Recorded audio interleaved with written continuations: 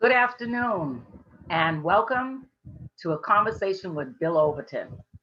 My name is Jeannie Costa, and I will be co hosting today's forum with Ken Hartnett. As many of you may know, I am a lifelong resident of New Bedford and have been involved with numerous organizations and movements, as well as being an author, a local talk show host, a former contributor to the Cape Verde newspaper, and a member of the New Bedford Light. My co host today, Ken Hartnett, is a reporter, editor, and columnist who has lived with his wife, Helena, in New Bedford for more than a half of a century. I should say a quarter of a century, where he edited the Standard Times. Over a long career, Ken has covered everything from neighborhood meetings to national sports, from city politics to urban affairs in Washington, from civil rights to riots and protests, from hippie enclaves to anti-war marches, from papal visits to a papal funeral. He is a member of the Academy of New England Journalists. Ken and I are both also part of the founders of the New Bedford Light Group, which is a nonprofit online digital community-driven news source based here for Greater New Bedford, the Greater New Bedford area. Today's forum is presented by the New Bedford Light and UMass Dartmouth, which I am proud to say is my alma mater. And here to provide us with a welcome from UMass Dartmouth is David Gomes, who is the Chief Diversity Officer. Welcome, David.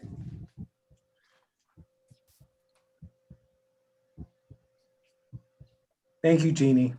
Hello, and thank you for joining the New Bedford Light and UMass Dartmouth for today's conversation with the successful actor, author, and athlete, Bill Overton. My name is David Gomes, and I am the Chief Diversity Officer for UMass Dartmouth. My role here is to ensure that we, as a campus community, become our best selves. And our best selves require making sure everyone is included.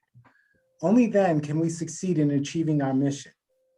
UMass Dartmouth distinguishes itself as a vibrant public research university dedicated to engaged learning and innovative research, resulting in personal and lifelong student success. The university serves as an intellectual catalyst for economic, social, and cultural transformation on a global, national, and regional scale. The vision of UMass Dartmouth is to become a globally recognized premier research university committed to inclusion, access, advancement of knowledge, student success, and community engagement. Inclusion is more than a buzzword here.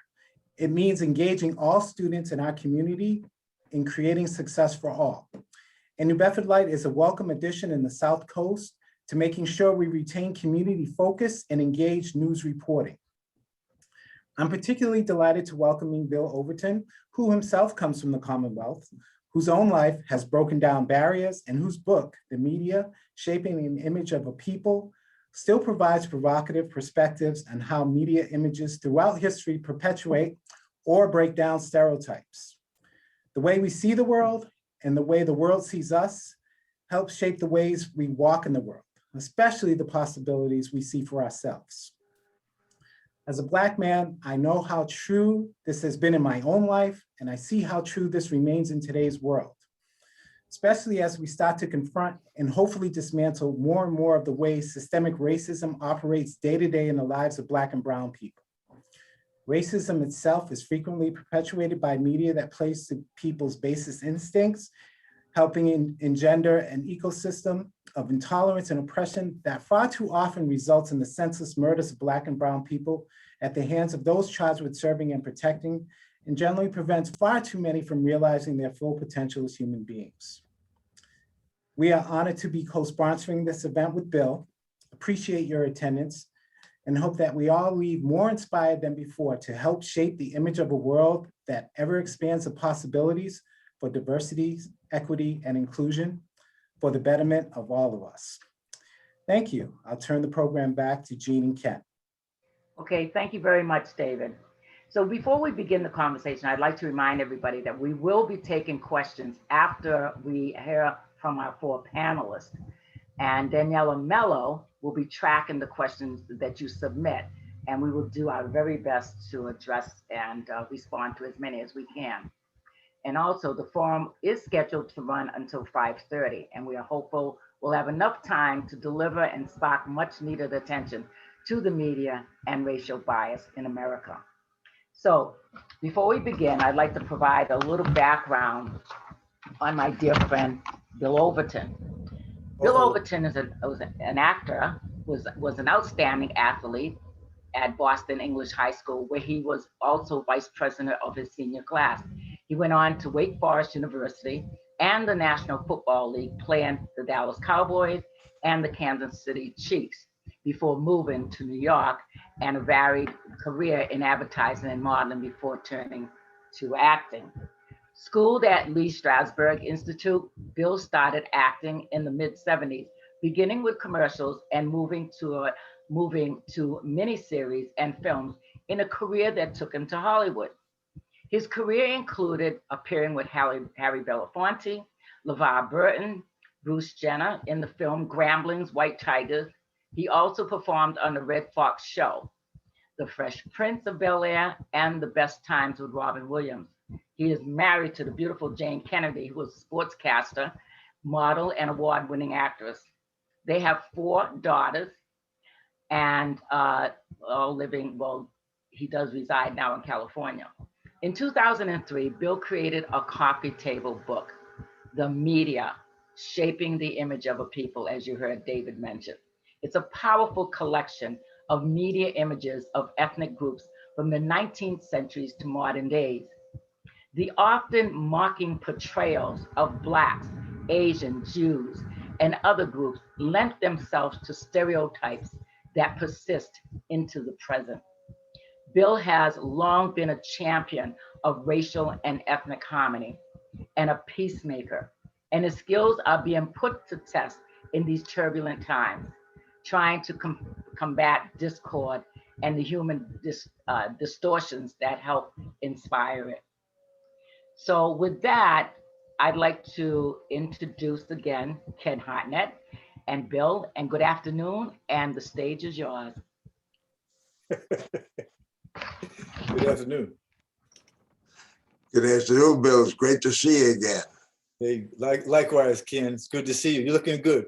Well, you're looking great. You are always looking great. But tell me, Bill, it's been 15 years at least since we last chatted. And at that time, you had just finished, you were on a tour, I think, with your book. And it was, you struck me very much at that time as a incredibly hopeful man who we're in a period of time where we just had the Rodney King riots that broke out, and it was after 2001, and we had all of the 9/11 stuff going on, and it was a great turmoil. But today it's even back again. And I was struck then by how hopeful you were that you would be able to do something with your book, and by talking about it and talking about these stereotypes, to really improve the racial situation in this country. And with all that was going on, you were so not, you were just not at all angry. And now there was, with the situation we had just come from in Minneapolis, are you still hopeful? Are you still not angry? Let's begin with that. Yeah, well, Ken, I appreciate that. I don't have time to be angry in my life. Life is too short. Now, I am, in the words of Thomas Jefferson, vigilance is the eternal price of liberty. So I'm vigilant in what I believe in, but it's not based on anger. I've had a lot of great things happen to me, a lot of not so things great happen to me, but I don't look back. I look forward. You know, I mean, to this, my book, the collection, my exhibit, all of that, it does reach back, but it's reaching back to discover a foundation so that we can build on it and look forward. And I just want to qualify one thing, because Jeannie, I'm from the school of truth. I mean, I had an uneventful career as a professional athlete in the NFL, Canadian Football League, et cetera, for 2.5 years. Okay, so I always tell people when they say, "Oh yeah, he's a former football player." I mean, I don't really like that label, because I got a love-hate relationship with college football, with professional football. That's a whole nother story, you know. But I mean, I had the good fortune of getting a chance to get somewhat educated, you know, as a student athlete, and then continued with that. But sports and athleticism, the world of sports is been dynamic in my life, continues to be. And I just got off a class. Jeannie was spanking me before you came on the call here, because I was late. I mentor student athletes at the University of Southern California. And so I've been doing that for 9 years. And that's how I also avoid, you know, being angry. I mean, I live in a house full of women. I should be angry, but I give back to these boys, to these guys, to show them that they can be anything that they want to be. And if you stick to it. Now, that's my dissertation for the moment. Yeah, but you know, look at, you grew up in Boston. You grew up in Dorchester, Roxbury. Yes, sir. And so, you know, Boston is the butt of a national joke for its racism. It isn't a funny reputation that it has, but ball players don't want to come to Boston because of the reputation. Comedians rely on it. Saturday Night Live takes out Boston about every other week. So how did you emerge from that with this kind of equanimity? Well, okay, D. Now remember, I'm a country boy, man. So you throw equanimity at me, I got to go get my Webster's dictionary to figure that one out. No, so here's what happened. I give you an example, perfect example. In the last couple of days, I've been in communication and connected some guys that were part of my high school experience. Okay, one went to Dr. Billy Timpson went to Boston Latin. Chick Friedman, who's a renowned singer, lives up in Seattle, went to Boston Technical. Okay, David Roderick went to Dorchester High School. Okay, he's an award-winning media filmmaker, documentarian, etc. I reached out to these guys and they said, you know, we got to connect some dots with the city of Boston to show what we were exposed to. Now, the YMCA saved me, allowed me to become the person that I am, and then going into English high school.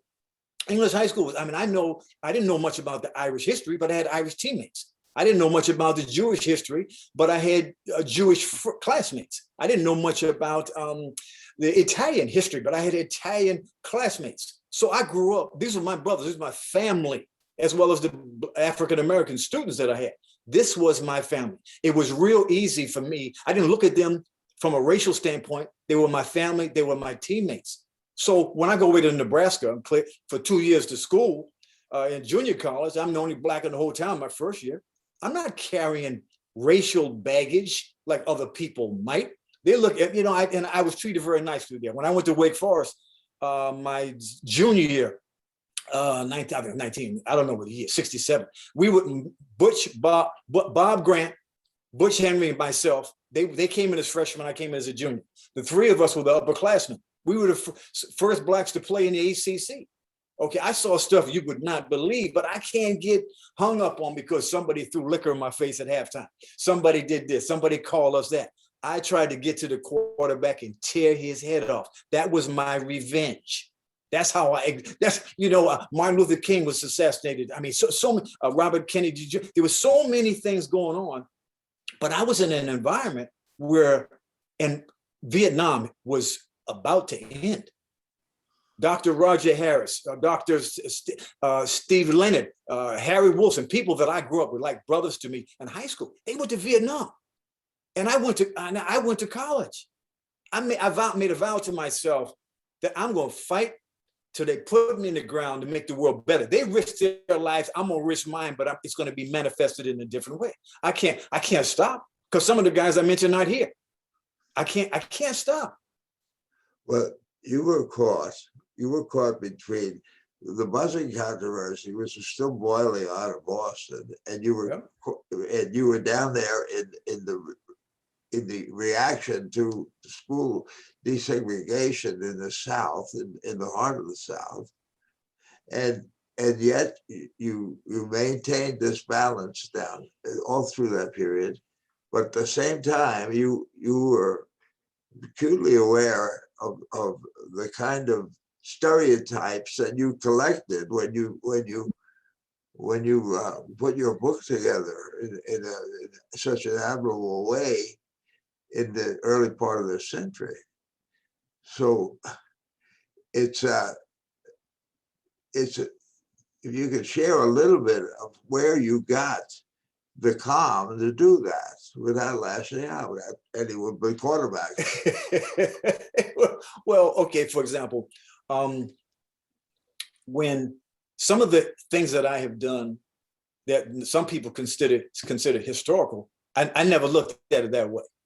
Okay, so when I went to New York, when I stopped playing football, I went to work for an agency representing talent. So I traveled around the country, signing athletes that were about to go to the NBA or the NFL. And I got a couple of my guys,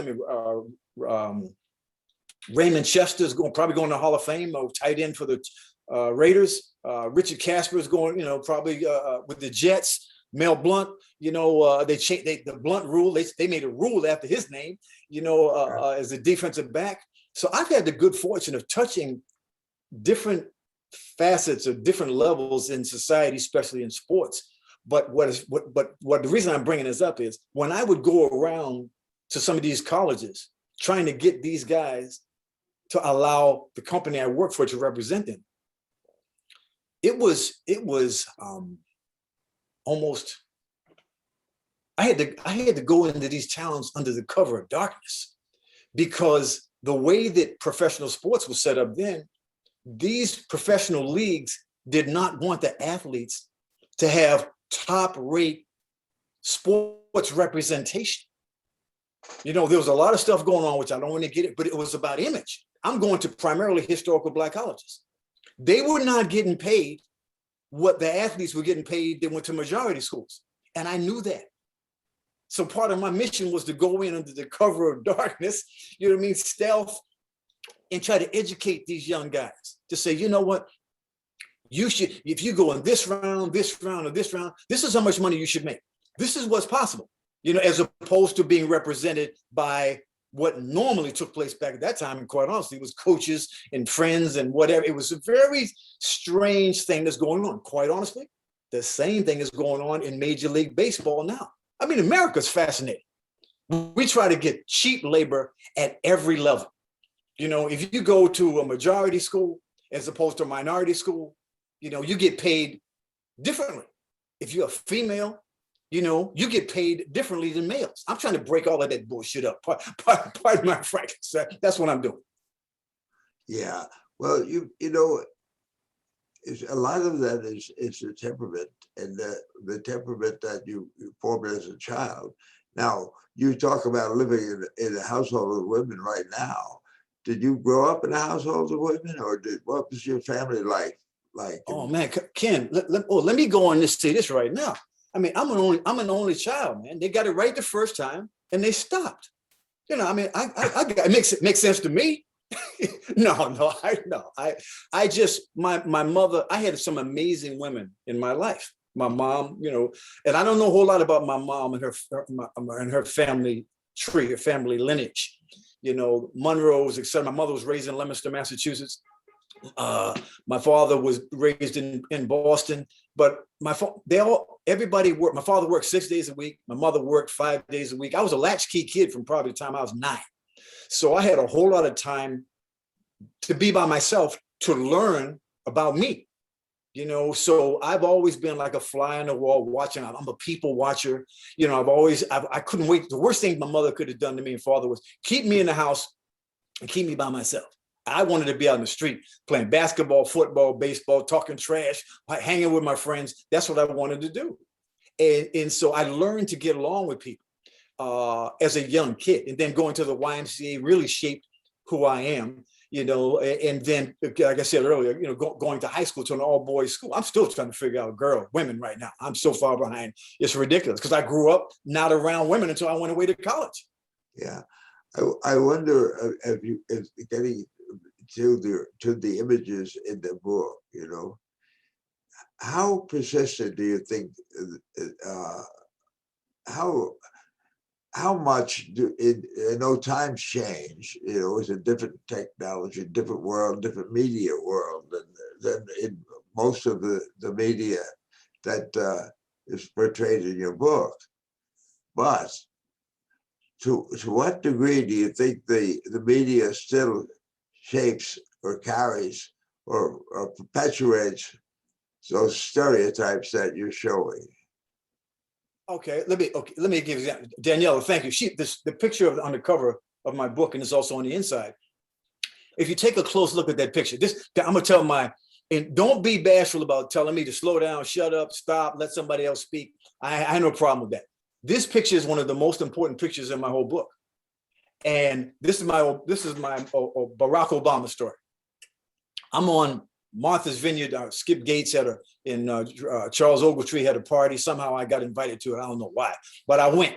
Okay, and Barack Obama was a senator then. He was the keynote. He was the speaker. Okay, so I raised my hand, you know, after his speech was almost over, and I told him I wasn't happy with the way that the media always portrayed him as the black senator from Illinois.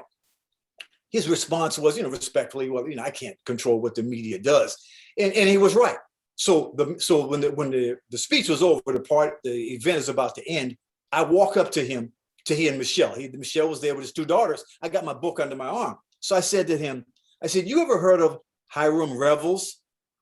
And he looked at me, said, "No." I looked at Michelle. I said, "You ever heard of Hiram Revels?" She said, "No."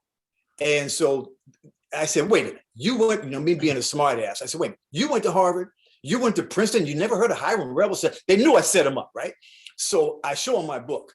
And I said, "This guy right here, this black guy sitting in his chair is Hiram Revels. He's the first African-American United States Senator from the state of Mississippi. I cannot tell you how many people around the country and outside the country I've asked if they knew of Hiram Revels, and 99% of the people said no." So I knew, and if you look at, Hiram Revels represents change. He represented change then. So he's Hillary Clinton. He is hold on.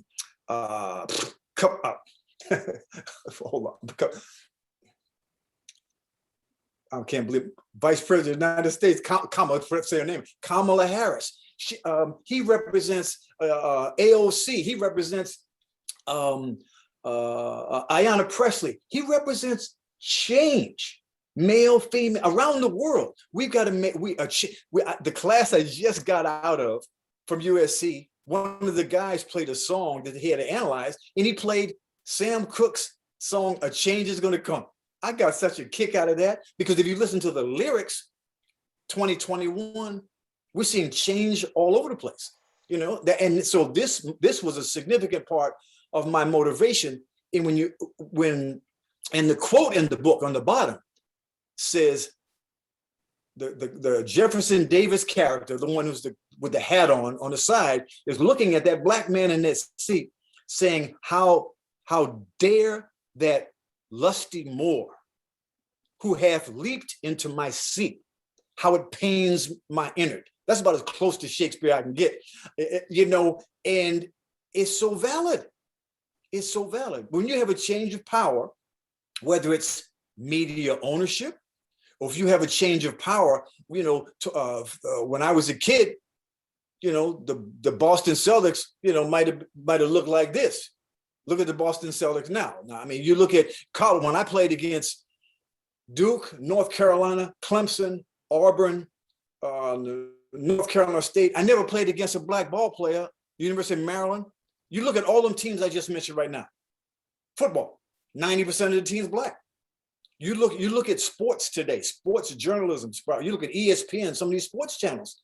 You can't keep track. There's so much diversity. I mean, women, and I mean, it's the way the world should be. And there's a whole lot of people out here that are change agents, and that's really what I think is important. Go ahead. Because the Red Sox have no black players whatsoever this season. That's crazy. It's crazy. It is. I think 7% of Major League Baseball, I think, is African American. But remember what I said about cheap labor. Now, and also think about this. No, wait, no. Do me a favor. Say what you just said again. I'm gonna have some fun with you. Say what you just said about the Red Sox. They are a team totally without a black player. Okay, now I'm gonna mess with you, right? So when black folk left the continent of Africa and they went to Brazil and they went to South America, okay, and they went to the Dominican Republic, okay, and they went to Venezuela and they went to Cuba. They were Africans, then they went there and they come here. They're black, they're just not called black. When I mentioned about cheap labor, I mean, the Major League Baseball, they know where to go get cheap labor. Okay, we got the NBA made it more sex appeal. Did I say that right? More appealing with basketball. So you got more blacks playing basketball, and football as opposed to baseball. That may change, but the economics of it, I mean, it's very interesting. The LeBron James or some of these NBA players, they got a lot of muscle now. That some baseball don't want to see that. Alex Rodriguez is giving. Well, I hope he buys the Minnesota Timberwolves. You got people who had no power before who are becoming powerful because of change. And that's really what the essence of my whole book is about, whether it be art or sports or politics or gender issues. Equity, it's important to change and to grow. We all benefit from it. Without me sounding like I'm running for office, because I'm not. Right. I think Jeannie is trying to summon me here. This has been very interesting. If I was on, I probably would have got a little heated, but I'm glad that it's gone to the level of temperature, because Bill, you're always so calm. I'm not Bill. So I'm getting ready to bring on some of our panelists one at a time. And because I think that they're going to add some more, get the conversation a little bit more stimulated, but this is good. We're on the right path, because from here we go up. So the first panelist to come on is Michael Fernandez. Michael is a lifelong resident who grew up on the South Shore. After graduating from Northeastern University with a bachelor's degree in English and journalism, he went on to a 46-year career in Boston television news, in the news market. 41 of those years was spent as a sports producer, sports director, and news operations manager at WCVB TV, the news leader in that market. So Michael, thank you very much. And I'd like you to pose your question to Bill. And Ken, if at some point you want to interject, that's how we're setting this up. So Great. Go ahead, Michael. Okay, good afternoon, everybody. Thank you for being involved in this discussion, Bill. Clearly, the media has been a large part of my life. I've been retired for 5 years now, but given the ongoing instances of social injustices around the country heaped upon Black people and all people of color, glaringly highlighted by the murder of George Floyd and the subsequent conviction of Derek Chauvin, and continuing issues that are going on right even now, even in North Carolina, et cetera. How do you assess the effectiveness and impact of traditional media? By that, I mean, I'm referring to print, local, and network television newscasts and covering all of this versus that of the role of the 24-hour cable news outlets and programs. And finally, the beast in the room, social media. Okay, question. You must know my girl, Karen Ward Holmes, right? I worked with Karen for a lot of years. That's what I thought. Okay, bless you, man. All right, so I look at the media and the relevance of my book and all the things that I've been trying to do is a very, very powerful source, and I'm not for censorship. But at the same time, there has to be responsibility, because when you do things irresponsibly, now everybody's on the internet, and I can start with social media first, and people jump to conclusions quick, fast, in a hurry, which can be a problem. Okay, so you have people are not reading magazines and books and newspapers like they did when we were growing up. I mean, I have to really, you have to go out of your way. I have to look really hard to find a newsstand in Los Angeles where I live. And man, that really bothers me, because where are the writers and the journalists? Where do you find their works? Now, granted, they got spaces online, so they can do that. But I think our kids, I mean, I can't tell you how many kids are obsessed, with these devices here, and I think we got a real problem because of that. Okay, so we got a lot of work to do. I've seen changes. We now have. I'll give you an example. Say 2 weeks ago, my daughter was in the hospital, my youngest daughter, and I was driving around back and forth to Hollywood from where I live. I counted, and I should have sent it. I apologize for that. 15 billboards on Sunset Boulevard, one of the most famous streets in the world, with African Americans in major billboards, on major billboards. 15. I can remember when I did a billboard for Benson and Hedges cigarette. Okay, it was historic. I remember when I did, I was a spokesperson for Toyota. It was the first time that a Black had been a spokesperson for a car, wearing a tuxedo and all of that. So when you talk about a change is going to come, that's what we're seeing. What you were doing in Boston. When I come home to Boston right now, and I'm driving around in my car, and I listen to radio, I'm telling you right now, I get pissed off because I don't hear enough people that I think are, and I don't like to label people, I'll say progressive. I don't understand why Boston has made some incredible strides, incredible. But at the same time, I don't know about the Boston media. I got friends of mine that are in media still in Boston. They are always upset with what happens. I look at job opportunities. I remember telling Liz Walker, I told Karen, I thought both of them could have been national personalities, but I thought they were held back. Why were they held back? I can't speak to that. Tanya Hart cut her teeth in Boston in media. Has done phenomenally well. But these are women of color, and there's a ceiling there. God bless Oprah, but we need to have 10 Oprahs.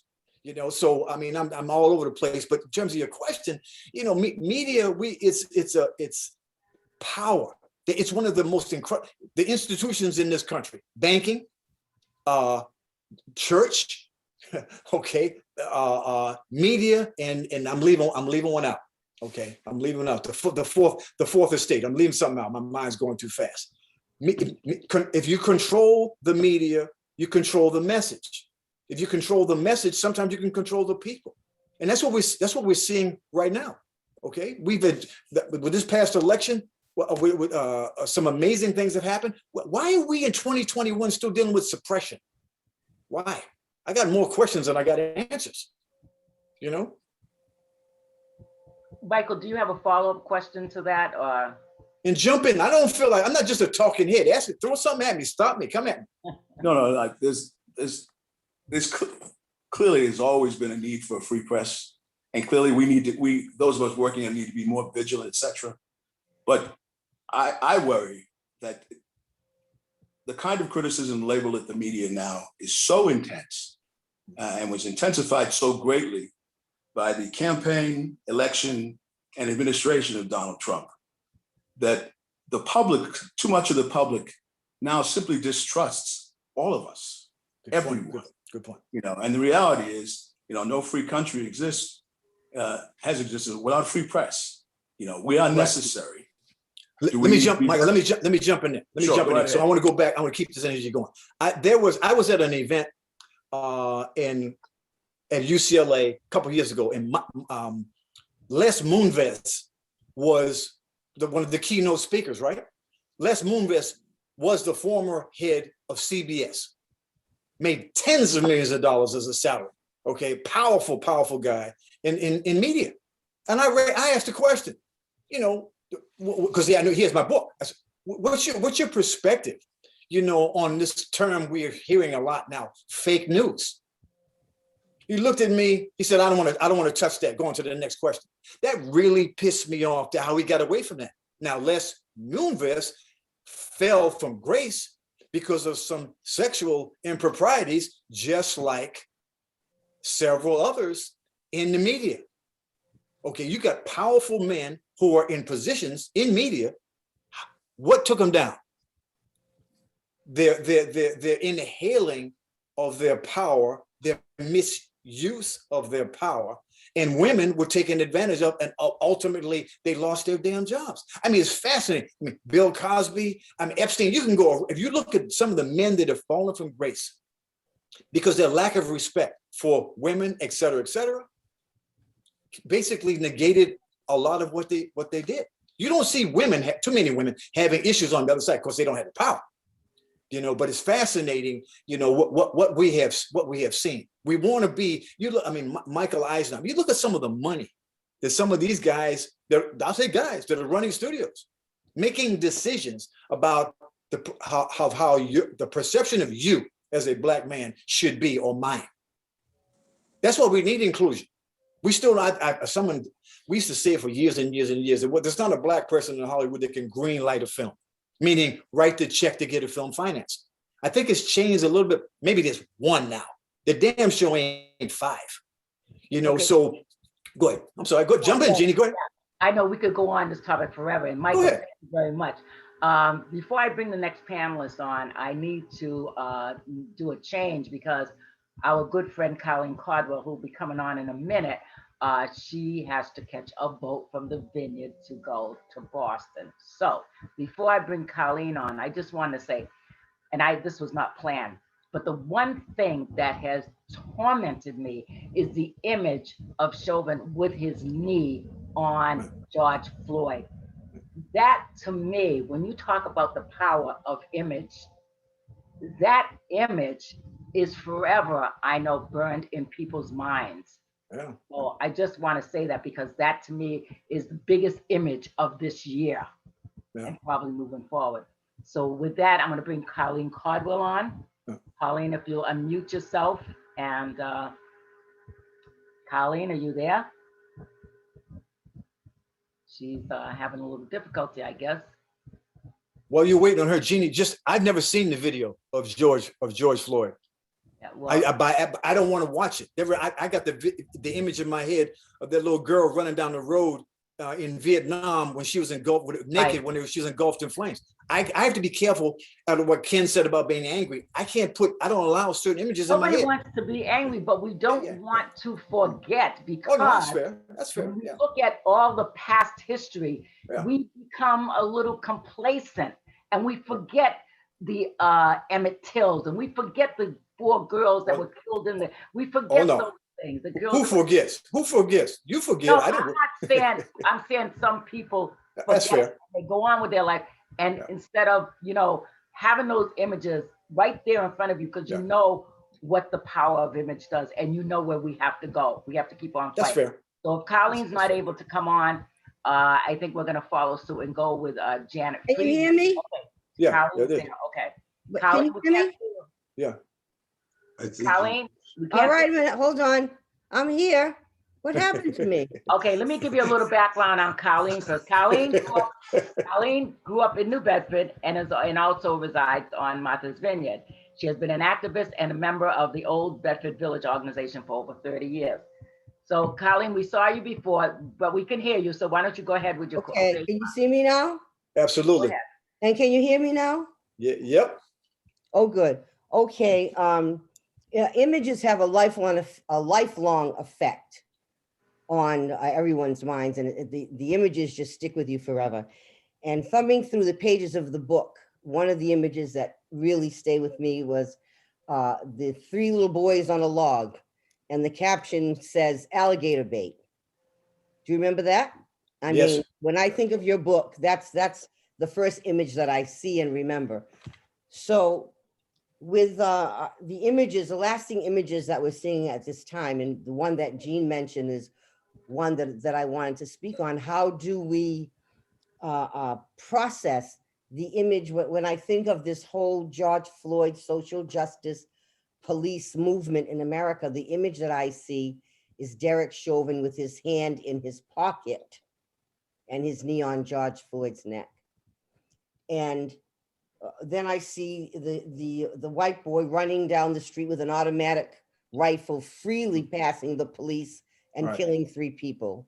Right. And then the other young white boy, the image of him being led very nicely out of the church after he killed 9 people and was taken to Burger King on his way to the police station. So those images are always going to be there. So how do we, where do we put them so that they have a positive effect on this younger generation, where they see them and don't just have outrage, but understand how relevant they are to where we are in America? And, Okay. and what do we do to make those images a learning tool? I look at that a couple of ways. Okay. Like Jeannie was talking about the images that are embedded in our heads about George Floyd's death. Personally, I said, I've never seen the video. I don't watch television anyway. I control what I put in my mind, because they say, you know, if you are what you eat, you also you are what you watch. So I don't, and I tend to, I avoid violent films. There's a whole lot of things I don't like. I generally do as well. I do as well. Okay, so when you think of, I mean, our young people, we have to get them to understand. Well, 2 things. This is what I do with the police department, what I attempted to do. I think that the media has misappropriated and misrepresented our image as a people, number one.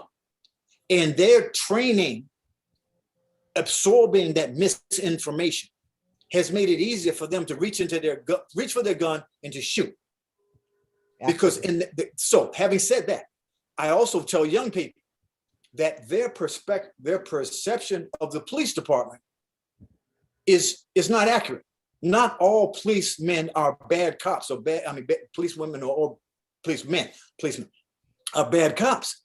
So you can't walk around, you get pulled over. I tell my daughter, who can be rather aggressive, you know, when now people always talk about how you raise your black men to deal with the police department.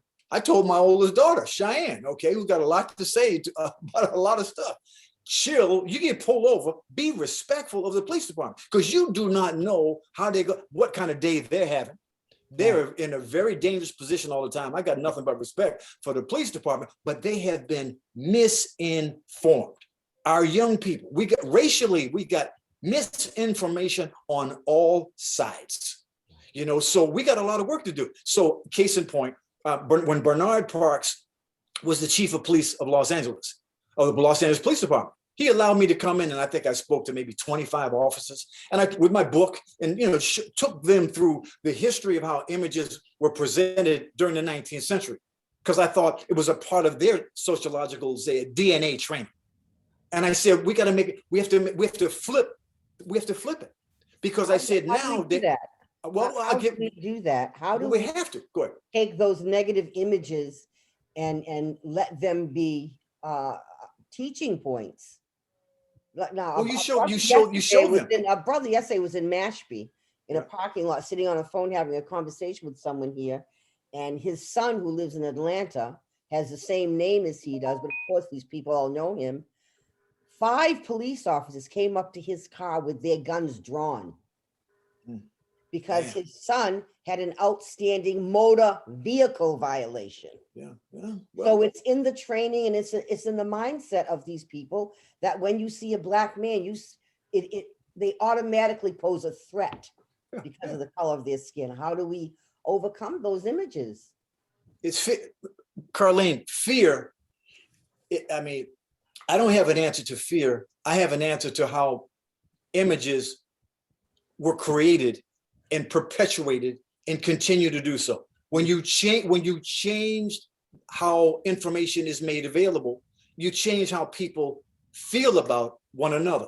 I said earlier, I think to Ken, I mean, I didn't study the Holocaust in high school unless I was asleep. I didn't study the Armenian genocide unless I was asleep. We didn't get slavery. Boston English High School is the oldest public high school in the United States. We didn't learn squat about slavery in our history class. So guess what? Now, here we are. So I'm reading now from Tony. You ever heard Tony Rose got a company called Amber Books. So African-American, he's from Boston. Phenomenal company. He's got a book I'm reading now about From Africa to Barack Obama. Some of the things that I have learned in that book are phenomenal about what happened in the city of Boston that most people don't know. So I'm from Boston, and you got writers. There's some Harvard professors talking about in an article I just read in Atlantic magazine last night. I think she's 43 years old. She's a PhD. She said she didn't find out certain things about the history of Black people until 2019. And she's at Harvard. So think about By design. By design. By design. And that's just, think about it. That's a scary notion when you think that, it used to be against the law for us to learn how to read.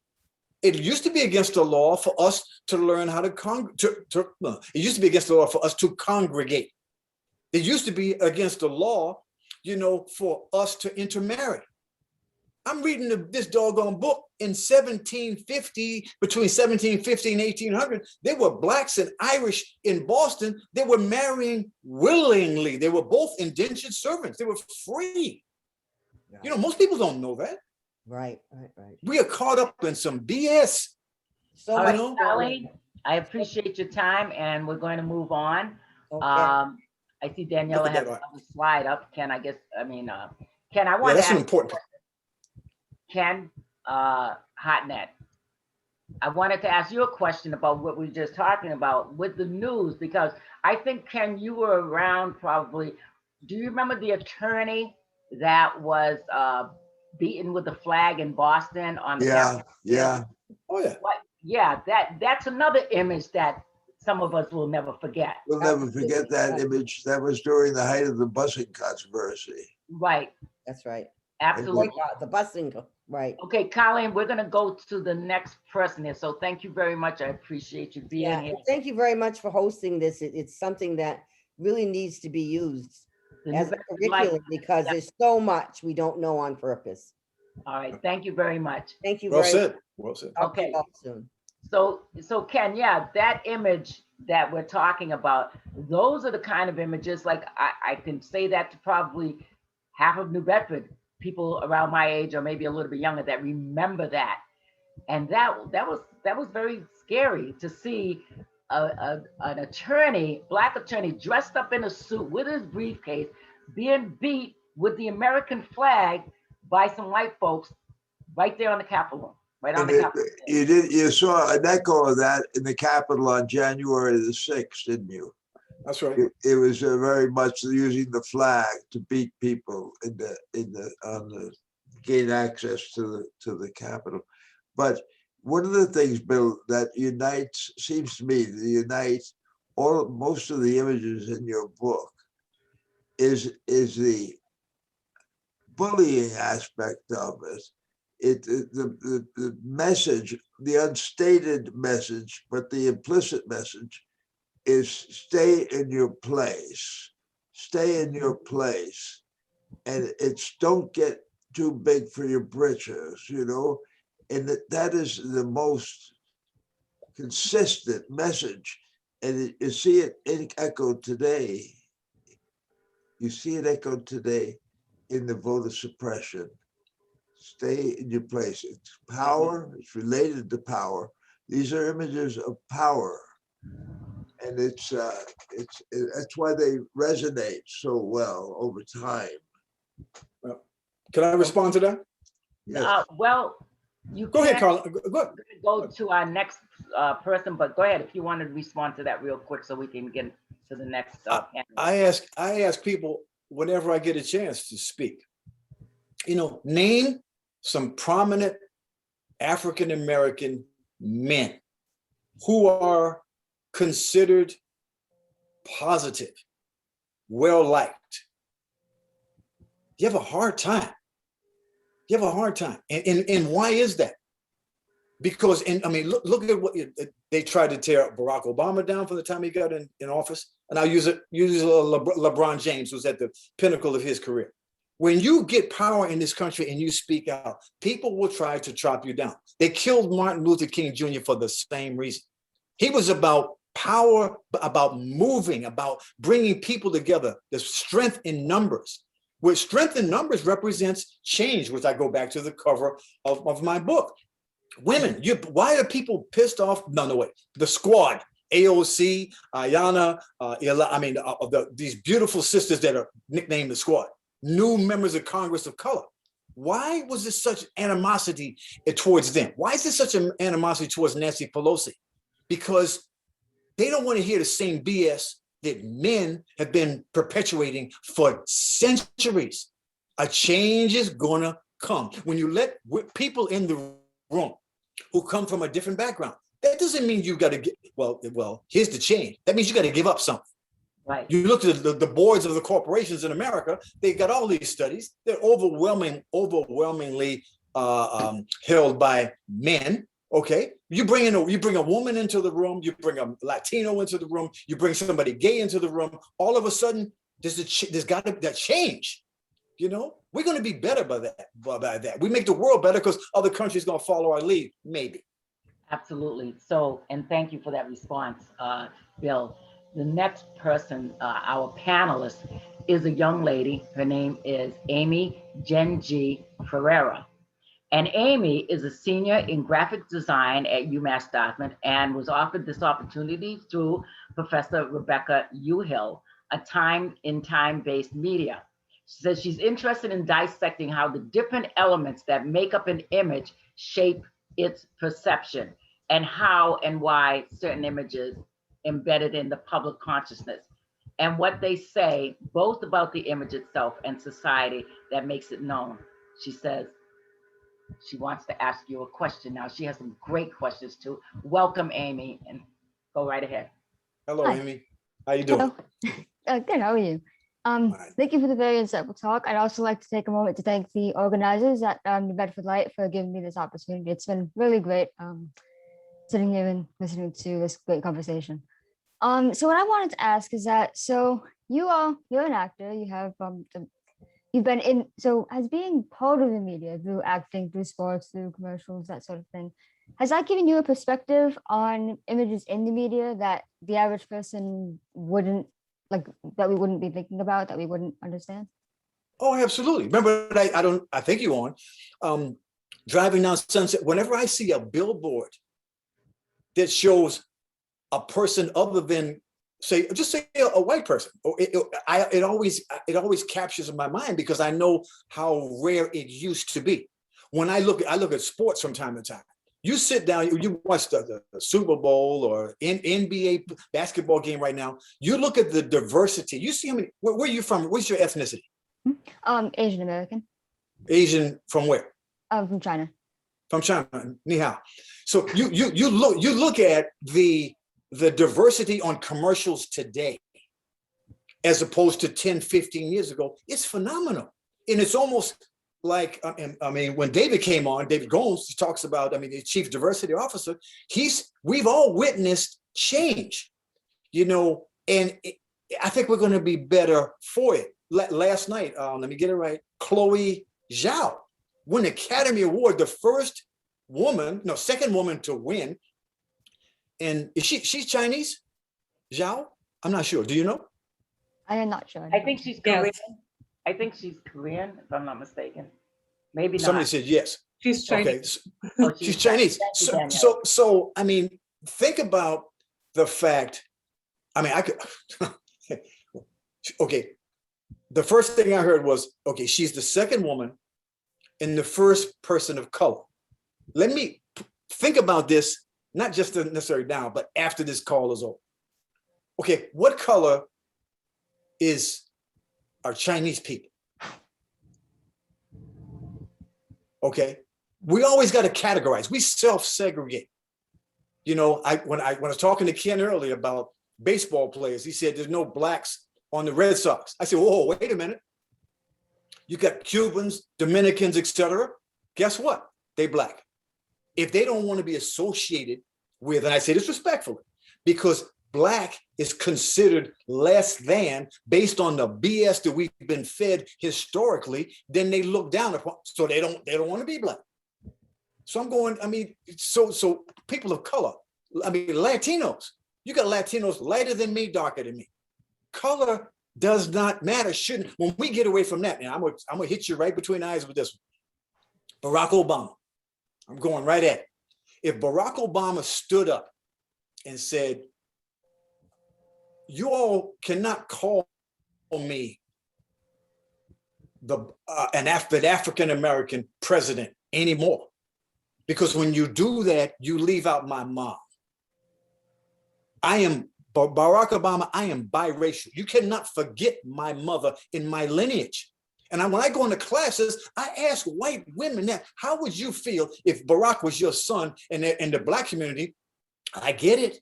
Grabs your son and runs with him. Yes, we got our first African-American president. I get it. We want it bad. But we've left his mother out. So if Barack says, from now on, biracial has to be as important as any other race when discussed. Because you know what's going to happen then?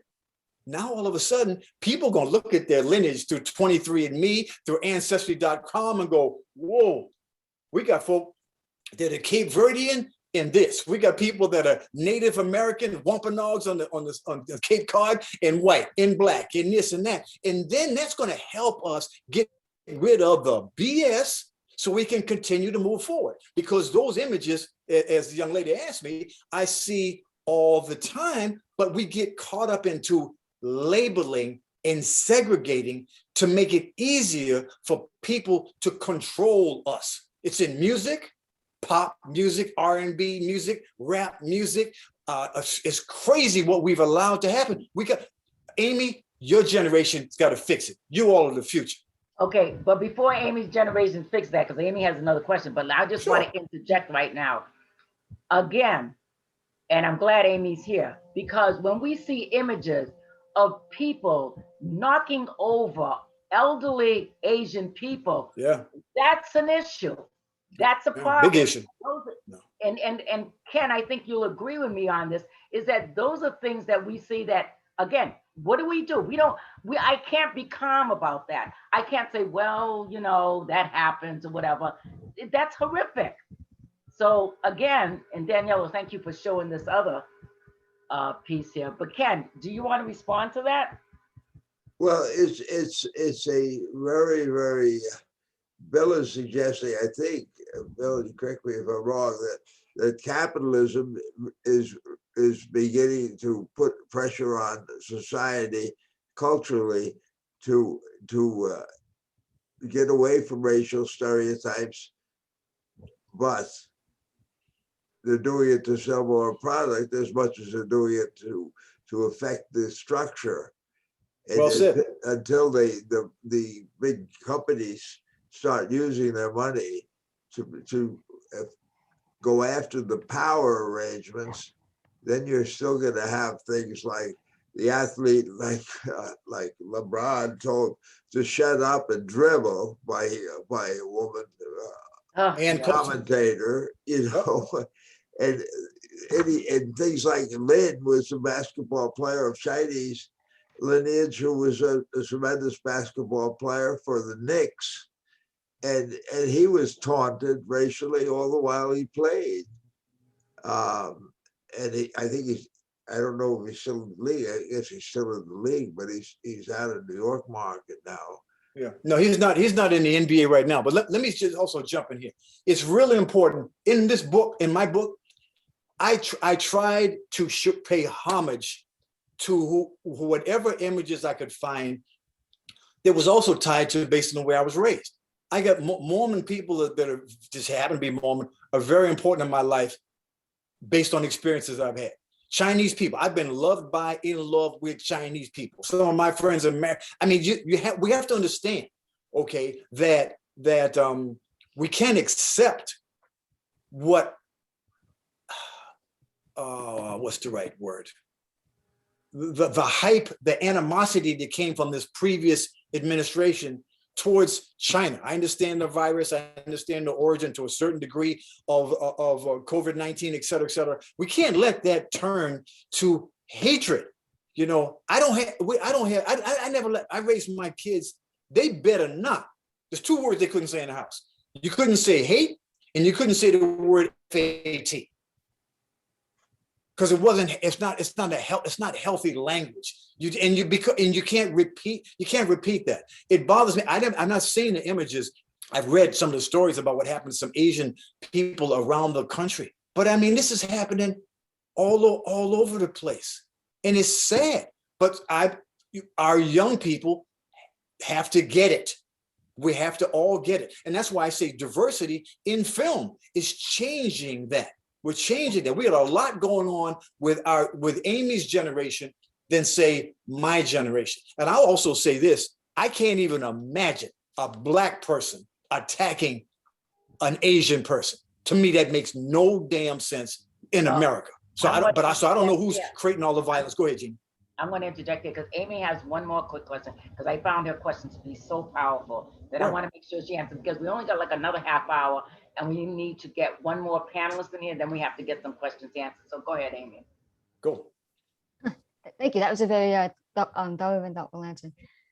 So I noticed that a lot of the images in the book, of course, you went through history, so they're all a lot older than like from magazines and newspapers and all before, you know, the modern technological age. So I'm just curious, so like, obviously, as you mentioned earlier, social media, it's everywhere. You have so many images all the time and being bombarded by them. So obviously some of them, as has been mentioned earlier, like, you know, Derek Chauvin, those get big. But other than that, how can we tell like which images are going to have an impact? Is there a way that we can tell? Is that? When you see protest, no, go ahead, Bill, go ahead and answer that. Well, I mean, I'll take it a step further. Amy, think about this. In my experiences, and there's been conversations about it, where let's say journalists, okay, Michael is a journal, on-air personality. Asian women that get hired for television tend to or have to look more European than their indigenous roots may. I don't know if I'm making it. Let me say that right. You have to, in America, to go on television, which is powerful. They want certain people to fit in a certain box. Okay, so you have women changing their faces. You got people with Botox doing this, doing that to fit into a category to make it acceptable because they think that's what sells.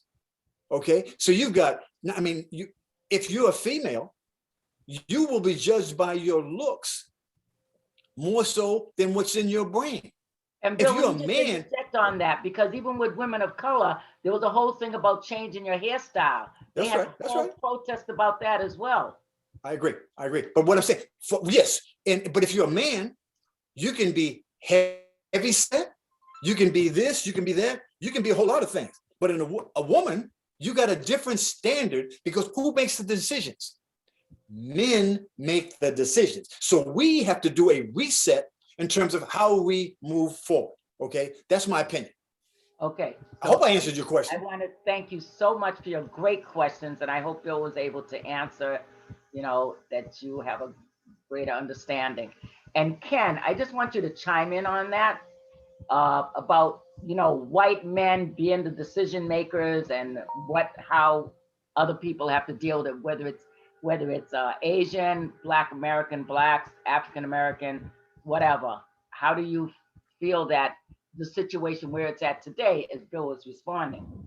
Well, I think Bill is hoping for and praying for a cultural change that'll affect political change. If I read him correctly on what he's saying, and I question whether that cultural change will go deeply into these stereotypes that reinforce all of this hatred.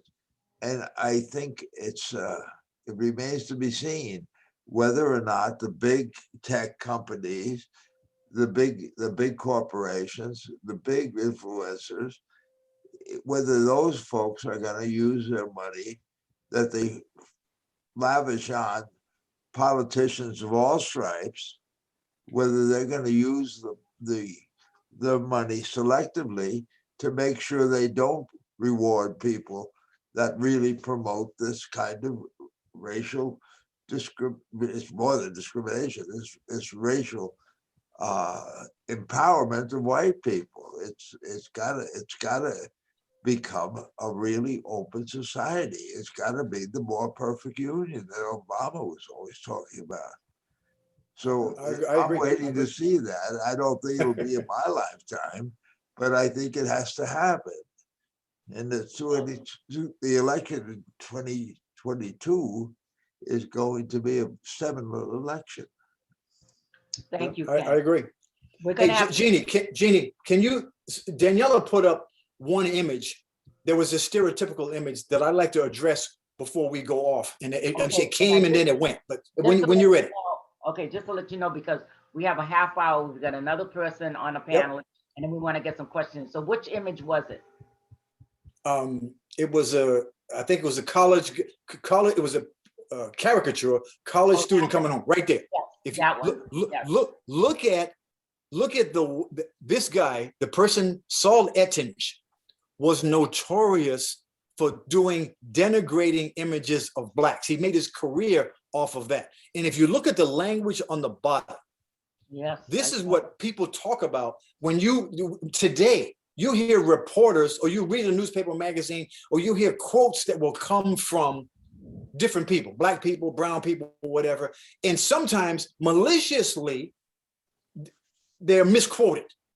Can you see the quote and read it to us? Because I think some people might not be able to see it. Okay, it's called, the title of this image is "The Small Breed for Thanksgiving." So it says, "Return the firstborn from college." And it says, "Bless his heart, don't he look educated?" And it's a slang, it's misrepresentation, but it's also poking fun. It's Saul Ettinge is poking fun at this black family. But also, I'm going to say this though. This is the 19th century. This is 18. I don't know the date of this particular image, but it's 1860, 70, what have you. There were black people going to college then at that time, but this, because they didn't have their newspapers, this is how the Harper's Weekly and the London Times, Franklin Leslie's illustrated paper, some people portrayed images of blacks like that. In my book, there's negative, stereotypical images and positive. So I'm just wanted to point that one out, but because this one guy was so powerful. Right. And that was one that I chose, Bill, because I thought that was very, it's like so many others, just very, disgusting, to say the least. So Janet Friedman is going to be our next panelist. Janet is a member of the outreach committee for the New Bedford Light and was part of the original 9-person steering committee. She is a former dean of library services and professional emerita at UMass Dartmouth, where she also served as director of Women's Studies program and volunteer co-director at the Center for Jewish Culture. Since her retirement from UMD, she has been a resident scholar at Brandeis University's Women's Studies Research Center. Thank you and welcome, Janet. Thank you so much for having me. And boy, I have a lot in common with Bill because my father, who was an immigrant, graduated, and it was one of the greatest sources of pride, from Boston English High School. Right, So, yes. All right. So I'm going to be very brief, and being the last one of the panelists, some of my concerns have been beautifully addressed by you, and I'm going to turn to the issue of how we've kind of cleaned things up. I grew up in Chelsea. When you went out on the street, people called people by ethnic slurs, what we would consider ethnic slurs. If you were an Italian, you had an Italian slur. An Irish was a Mick, and Jewish people were declaimed by the words that put Jewish people down. This all happened among people who were good friends and would be hanging out with their arms around each other. The language was simply the language of the street that you were playing on. And people had no animosity around it. Sometimes they did if they were losing the game. And certainly there was racism and discrimination. But now, few people would ever use the N word or the K word without being judged. At least they wouldn't use it publicly.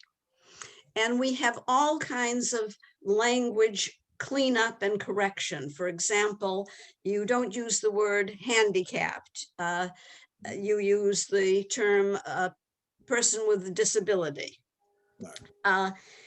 Well, I happen to have a granddaughter who has quadriplegia, cerebral palsy, and people don't treat her very well, but they may call her a person with disability rather than a person who is handicapped. I am interested in your thoughts about what happens when we prohibit what I do think is offensive and hateful language, but I wonder, does it really make progress against anti-Semitism, discrimination against people with disabilities, women, people of color? I'm just interested, having been through your book and been so impressed with this dialogue, what your thinking is on that issue. And then I hope we can open it up to some questions from our audience. All right, Janet. Listen, first of all, I mean, in the class, though, I'm a mentor at USC, we've had ongoing conversations about the use of the N-word because we break down hip hop music, rap music, et cetera, et cetera. We got philosophers that come in. I mean, one of the more incredible, and I'm going to use the word, one of the more incredible, who's a tenured professor at USC. His name is Jody Amor, A-M-O-U-R. He's got a book called Nigger Theory. It's fun. I mean, it's phenomenal, his analysis of what you're talking about right now. When raised in Boston, and let's say you in Chelsea, let's say I'm raised in Roxbury, none of my guys, the majority of my guys I hung out with were Black.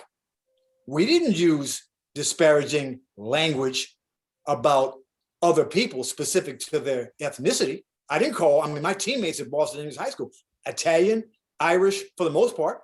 Okay. And I mean, never, I went to Marty Finkel, let's see, Bornstein, Malcolm Alster, who flies around the helicopters, the weather, all that. I mean, I know guys that were Jewish. I couldn't form my lips to say something disparaging, I mean, about Jewish people. Okay, I couldn't do it. Now, Myles Leonard, NBA player, got into trouble maybe a month ago because he was playing a video game or something, and he said the quote K word. First of all, I don't even know what I know what the word is. I don't know what it means, but I wouldn't say it out of respect for the Jewish people that are part of my family that I grew up with. I've been loved by, in love with, I mean, supported by, went to the mat for, blah, blah, blah, blah, blah, blah. And that comes from, I think, education and exposure. So, and when you look at, I mean, the things have changed a lot. I mean, I got real issues with the hip hop industry and the rap culture because, again, the media, the record industry, they don't pay homage to the singers and vocalists like they used to when I was growing up. They go for what sells. Okay, and that's a whole nother that's another topic. So when you have young kids, you know, using the word, you know, the N-word as a term of endearment, you know, I mean, and then white people or other races here on the street, Black people using that word, they go, well, hey, it's in the music. I've been at gas stations. I've been on the street, put on the stoplight. Somebody pull up, just happen to be white, playing hip hop music, rap music. Oh, nigga, this nigga. I mean, where you going? What am I going to say? Change the station? Turn that down? Don't listen to that? That's a problem bigger than it can be solved right here. But at the same time, you know, there's certain words you can use. You say it one way, it means one thing. You say it another way, it means something else. So it's not, and there was the saying, you can't, it's not what they call you, it's what you answer to. So you say something to me the wrong way, I'm gonna be in trouble because I'm probably gonna knock you out. You say it to me, someone else say it to me another way, it's a different situation. So it's complicated. We're getting a little violent here, a little bit. Well, I mean, I'm just keeping it real. I'm just keeping it real. But I would never disrespect anybody's race. I don't believe that's the way I was raised. Go ahead. Absolutely. But I mean, you know, when we first started this topic today, you was like very calm and like, you know, and I knew eventually it would come to the level because I kind of stay like this and once in a while I go like that. But yeah, if anybody, and I've heard somebody out in front of my house when my mother's sitting on the porch and playing rap music and then swearing and using the N-word and all, and I have to go out and tell them, please turn it off. Have this elders. Go ahead. Sure. Jenny, did you detect a flash of anger in Bill just then? Yes, finally. I don't want people to be angry, but you know, I knew there was that Bill inside there, but Well, see, you all, wait a minute. Janet, just to transition, because I really am eager to hear from the teacher in me wants to know where is that audience and how are they responding. But I raise this issue because I love your answer. It all depends on the context of the interaction. And I feel like what I think we need to do is have more conversations with people. For example, Jeannie, when you went off and said, this is offensive to me, turn it off. What are you thinking? Say to this person, what are you thinking when you are listening to this music? It was horrible. And what do you think it does to me when you listen to this music? So I feel like Bill was suggesting that we have a deeper conversation. I didn't really hear him getting angry, but I think I heard him say that among the students that he's mentoring, they're having those deeper conversations. And maybe that's one way that we can move, not just with euphemisms. What I was trying to say by citing my granddaughter is that I see it as people looking at her, staring at her, really being downright offensive. I don't understand what they're doing. And yet, if somebody said, look at that handicapped person, they would correct them and say, oh, no, we don't use that term. We call it a person with disability. But nothing has changed inside. And I'm looking for making that happen. Good for you. When I say angry, I don't mean angry because you know what? Today, though, I have a right to be angry.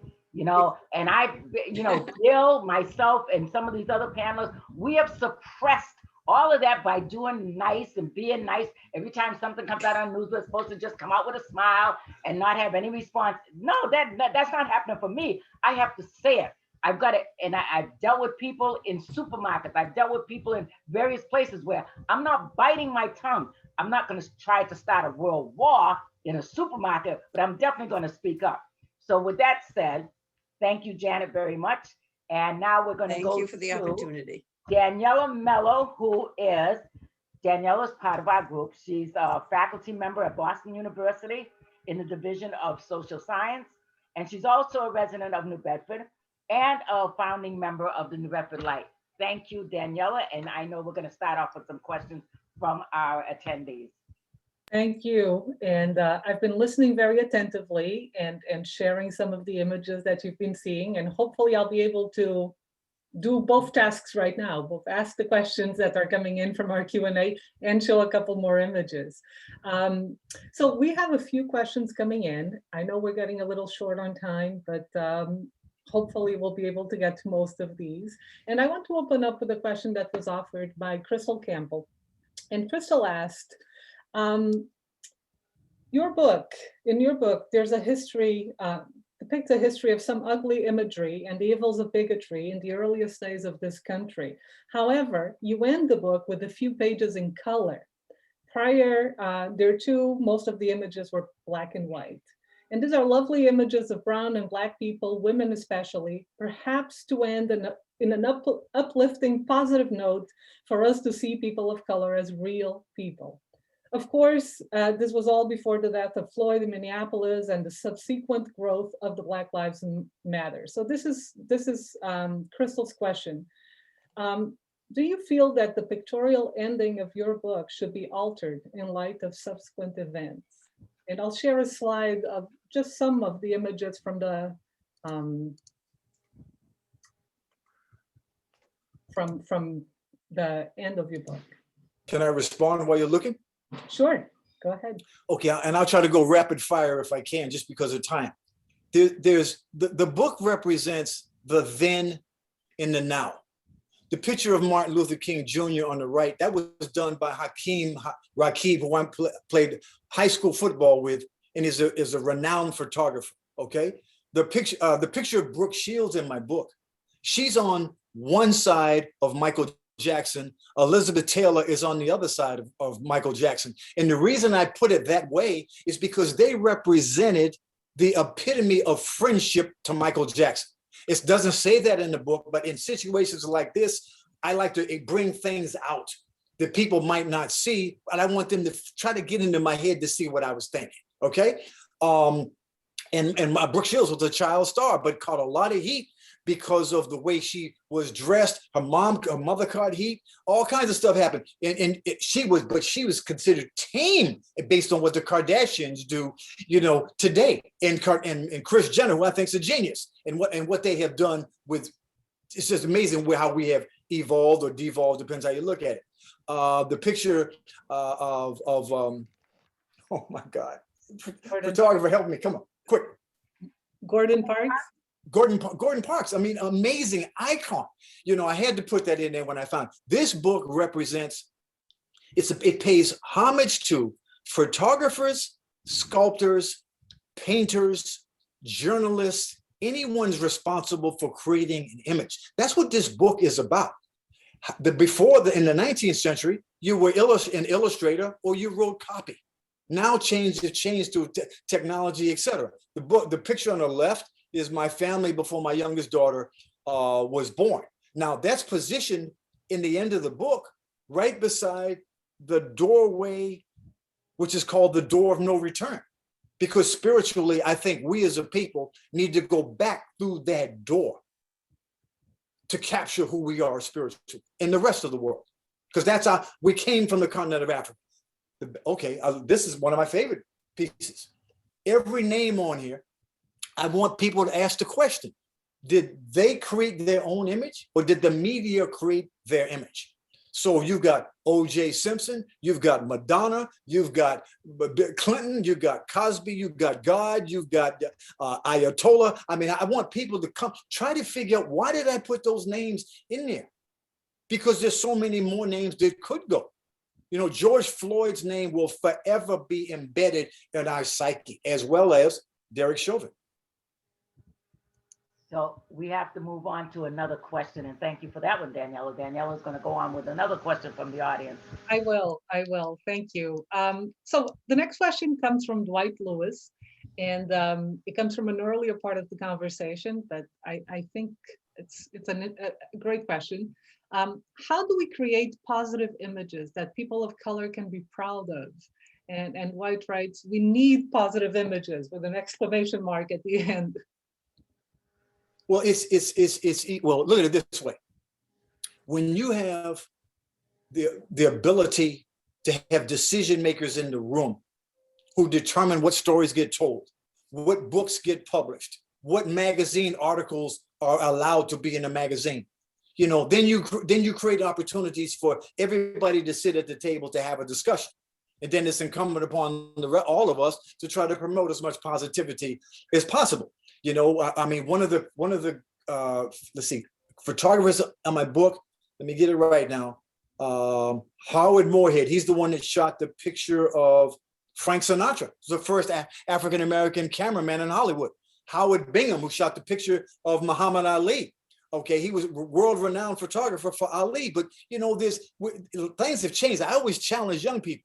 If you use, and I ask all of you this, if you use a Leica or a Rolex, not a Rolex, if you use a Nike camera and you use Kodak film, should you be judged on the essence and the value of the picture that you took? Should it be different if you're a female photographer versus a white photographer versus a black photographer? It's the same camera, it's the same film. But guess what? There's a discrepancy in who gets paid. It's the discrepancy in art. Are you a black artist versus a white artist? If you look at one of the pictures in my book there, I got a picture of John Lennon, a sculpture. And then I got a picture of that Tina Allen did, God bless her, she passed away. I put them side by side. It's the first part of the new section. Their value, their art should be treated as art, not because we're considered 3/5 of a man, which goes back 200 damn years. We got a lot of work to do, and I can't solve the problems here. I'm just looking for opportunities for people to be treated equally. That's all I'm saying. Thank you. The next question comes from Marilyn Halter, and she provided a bit of commentary before we get to her question, so just hold with me. She says, Marilyn says, I'm troubled by the conflation of the terms people of color and Black people in this conversation. Chloe Zhao, the winner of the Oscar for Best Director, was born in China, and I think it is right to label, and I think it is the right label for our times to say she is the first woman of color to receive this award. Asian Americans, Latinx people, Native Americans, African Americans, Cape Verdeans, biracial and multiracial peoples are all othered by the white power structure, and the history of how these groups have been portrayed has been destructive. Thanks to the activism of the racial justice movement, the stereotyped imagery has been changing and becoming more inclusive. How do you suggest that these corrections can continue to improve and more accurately depict our highly diverse contemporary population? Yeah, that's a deep question. And I think I addressed it earlier when Amy asked me a question, when I talked about Chloe Zhao winning. I mean, you know, Chinese, Vietnamese, Koreans, Japanese, you put them all in a room. I say this with the utmost respect and love. Most people can't tell the difference between, you know, what country they come from when you look at them. Okay, so my question always is, who created the phenomenon of black, brown, white, yellow, red? I've seen a whole lot of Native Americans. They ain't red to me. I would never call them red. The Redskins, the football team. I mean, you see why they're insulted? Okay, I can't call Chinese people yellow. So I'm being a little facetious, but not really when I say people of color. That's my concern. Because we allow those, I mean, would they be, I mean, not archaeologists. I mean, what is they, whoever studies, I mean, ethnicity, the ethnicity specialists who create those labels. I mean, we need to get rid of them labels. Remember, you Danielle, you don't remember, when I was a kid, you were colored, then you became a Negro, then you became Black, then you became African-American, and then you're this, I mean, how about the human race? My soul is as black as the ace of spades, but it's not, I mean, that's not, it's our racial, on the pigmentation. As a matter of fact, what's her name? Les Westling, the professor from Howard University, did this whole thing, Frances Westling, on pigmentation. It's a phenomenal read on what she did, okay? And a lot of people know, but some people don't. Anyway. Yeah, but, you know, can I just like to interject on that point, because when I was deep into Black power in the late 60s and 70s, my daughter, who happens to be very light skinned, and I was teaching her that she was Black. And she cried at 4 or 5 years old, telling me, but look at me. Why are you saying that? I mean, she was trying to express herself and crying. And I realized what I was doing at the time. And I had to tell her, I said, this is in your heart. It's not on your skin, it's in your heart. Because that's the way we described ourselves at that particular time. But who is telling us who we are? And I understand and get Marilyn's point, who is one of my dear friends as well, and appreciate her question, but so true. Ken, do you want to jump in on that one? No, I think it's really a very good point you're at, you know, what you're saying. It's the definition, you know, between the power structures and the culture and the collision and the politics. That's the stuff of history. History determines the outcome here. The outcome is by no means certain. That's where we live in perilous times. But you know, Ken, too, in the news, and people always say this, when you wait for the news and somebody does a mass murder or somebody does something, they go, okay, we're going to hear it any minute. And they go, it was an African-American man, it was a man, you know, who was a black man. People have always said that when you know you don't hear the color, we know that it's a white person. This is what the media has done historically. They will never, ever, they have never, not all news, but many of the news outlets, they will never, ever come out and say that it's a white person. They always were good at saying it was an African-American or it was a black man or whatever. So that's part of the issue that we see out there. But yeah, Jenny, also, ownership in media is changing. Okay, social media allows a lot of people who are unheard of who have not had a voice before to be heard. You know, every city, state, country has an image. You know, when people think of New Bedford, what do they think about? You know, other than Jenny Costa and the Toby family. You know what I mean? Cape Verdeans. Okay, the Portuguese, the Cape Verdeans. That's it. That is the image. If I say Roxbury, what is your image of Roxbury? Yeah. Okay, most people.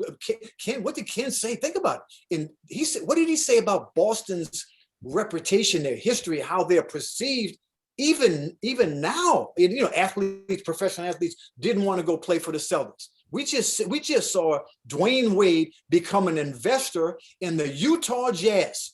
Mm-hmm. Well, Utah, one of the whitest states in the country, and you got a black man buying into that team. You got LeBron James buying into the Red Sox organization, Liberty, etc. Yeah, it's money, but you know what? It's also change. And we have to continue to clap for change. We have to do that. Okay. And my other comment, I got to say this. On Thursday, just the NFL draft's going to take place. Okay. Hopefully, Justin Fields the quarterback from Ohio State, whose family originates from the Cape. Okay, the Tobys from New Bedford. Hopefully, he will go in the first. He's going to go in the first round. He will go early, and he will continue to represent change. Classy, smart, humble, and a kick-ass football player and a quarterback in a position where there's few. What? Here's a guy that didn't want to talk about football. We're going to have time for one more question, Danielle. Well, no, that's him. I know. I get it. And I thank you for saying that. We only have one more question, and okay. And it is one that is going to invite us to talk exactly about that a little bit. The question comes from James Carter, and he says, what was harder for you, football or acting? And then this question is qualified as in, what was harder for you in terms of creating your image, football or acting? Wow, good question. Let me tell you something. If this is the James Carter that I know and love, who went to Wake Forest as a freshman and left early, his mother, Ophelia DeVore, was the first African-American to have a model agency in New York City. Okay, so I grew up being an athlete, but I spent way more time, decades, in the entertainment industry. So I looked at, both of them. It's harder to say which one was more difficult. There's a quote in my book. It says, the law of culture is to allow everybody to become all they're created capable of becoming. So I'm still trying to be the best that I can in the space that I'm operating in. And I try to encourage and help other people be the best that they can be. So what I have loved to have the opportunity that Denzel Washington had, exactly, or Will Smith. I mean, I've been lucky as an actor, but I never felt that I was allowed to do what I was capable of doing. So I ended up continuing to multitask to do other things. I'm thinking that's what the Lord wanted me to do. That's what his book came from. That's where my curriculum came from. I'm hoping to do an online school so that other people don't have to go through the same thing that I went through. That's it. And I think that's probably what Jane Kennedy also wanted you to do. I'm going to leave it like that. Bill, you're clearly a very talented man, and it's not any person who can say that they've had this many successful careers Right. at this point in your life. So we don't have any more questions, and we have gone a little bit over time. So I will Just a wrap end up my square here just by thanking you personally for this, and thanking you on behalf of the New Bedford Light and of UMD for the time, the very invigorating conversation that we had today. And I imagine that Jeannie and Ken may want to have a final word. But Thank you. We're going to do that. But Bill, we're going to give you the final word before Ken and then myself. So what would you like to say to end this forum? And I want to thank you so much. Well, Jeannie, keep the fire going. You know, Bliss, we need to clone you. You know, so we've got people who are, I mean, look at the art on the photography on your wall. You know, we need to, what is the saying? Each one teach one. Right. That's what we have to do. And how lucky are you to have, to know Ken Hartnett and to be in the same city with him, that you can reach out and have a conversation with somebody like that guy. In Maryland, you've introduced me to some real cool people. I know some really good people in other places, but I love the spirit that you're around in the city of New Bedford, you know, and that's important. So I wish we had, 400,000 people on this call so they could hear our collective. It's not about me. It's not about the book. It's about the journey and trying to make the world better. That's all I can tell you. We will Thank do you. that next time. And Ken, I'm going to let you do some parting words. Bill, I love the conversation we had 15 years ago or so, and I love the conversation we had today. And I hope we can get many more people back and get you back in about a year or two, if not sooner, you know, and we'll continue this. And meanwhile, please stay in touch. It's great to see you again, and you're looking so well. Well, you know, makeup does wonders, Ken. You know what I mean? I'm blessed. I appreciate talking to you, you know, and we'll do 15 years ago, 15 years from now, you know, we still gonna be kicking, maybe not as high, but we still, we still be kicking.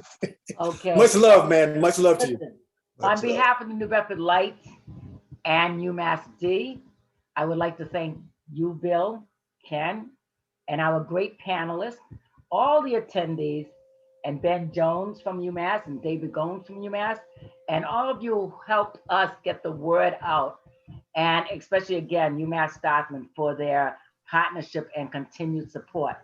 I want you all to have a great evening and go with peace in your heart. And Amen. Thank you so much. Jeannie, does this have an afterlife? You copied this. I don't know.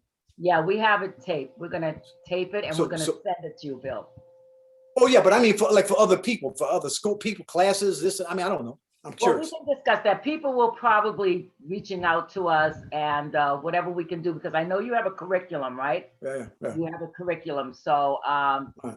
we should, you know, just mention that. I mean, is the curriculum going to be available for other schools, or is it just for where you're at in California? Eventually, I'm building an interactive platform and hopefully Academy online and have all of that available at the right time. Okay. So anyway, thank you. Bless you. Thank you. I really appreciate you being on here, Bill. My best to Jane and the family. God bless. Hey, at your service, always. Thanks. Thank you, everybody. Thank Daniela. Thank you, Daniela. Wonderful. Oh, yeah. All right. Hi, Janet. Bye. All right. Bye now.